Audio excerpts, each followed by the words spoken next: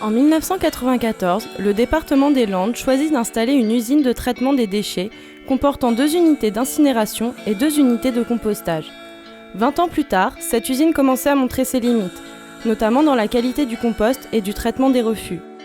En modernisant cette installation avec de nouveaux outils, adaptés aujourd'hui à la qualité de traitement des déchets, on réduit considérablement les refus de compostage.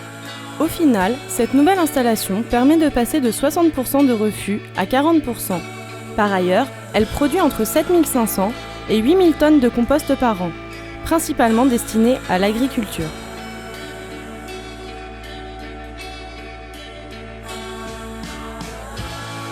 Le bioréacteur permet d'entamer la première étape du procédé de compostage, la pré-fermentation. Il s'agit d'un tube de 220 tonnes à vide et de 500 tonnes à charge. Pour comparer, 500 tonnes, c'est le poids d'un TGV.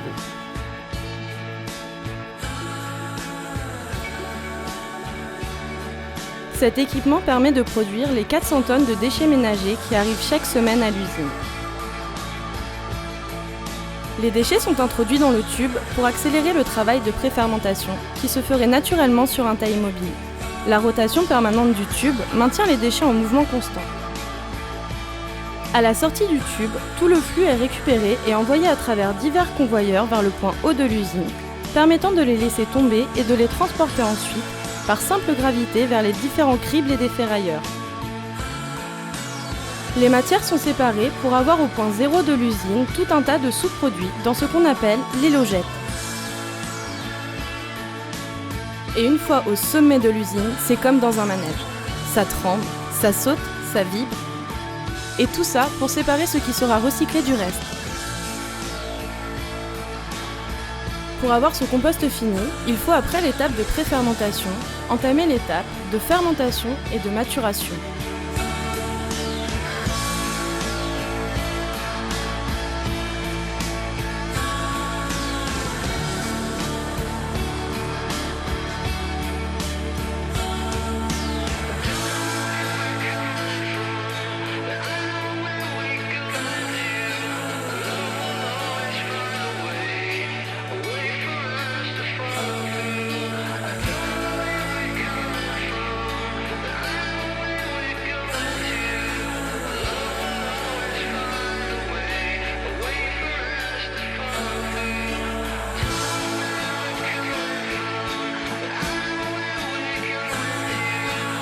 Pour aider à accélérer les choses et avoir une fermentation-maturation qui se déroule dans de bonnes conditions, il faut avoir un andin aéré permettant une bonne oxygénation du produit.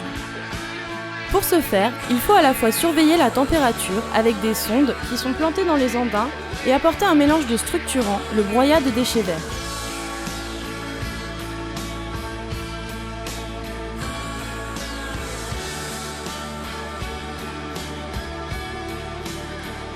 Plus de 7500 tonnes de compost par an serviront à enrichir le sol de nos campagnes en limitant l'usage d'engrais chimiques. Et tout ça en permettant une meilleure rétention d'eau et donc un arrosage moins fréquent. Par respect de l'environnement, l'usine est autonome en eau. Ainsi, les eaux de pluie sont récupérées. Elles serviront à laver les camions et cette eau collectée, à son tour, sera injectée dans les andins de compost afin d'en accélérer la fermentation.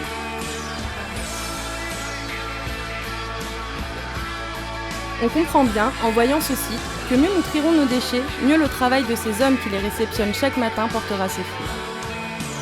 On produira alors un compost de qualité, on aura moins de refus et les choses iront dans le bon sens pour l'environnement. En triant nos déchets ménagers, on leur donne une seconde vie. Et ainsi, le cercle devient vertueux.